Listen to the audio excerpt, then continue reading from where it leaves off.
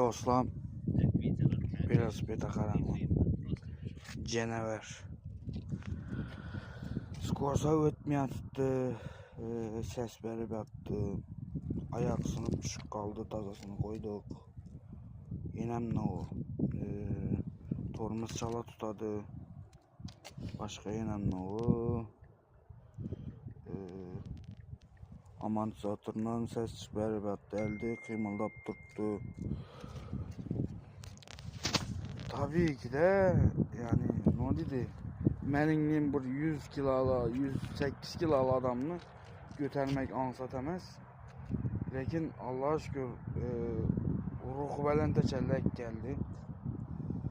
Bundan yakın amekler Xuda kalası azı bir varıp aniyede nudu mastas koy badidle.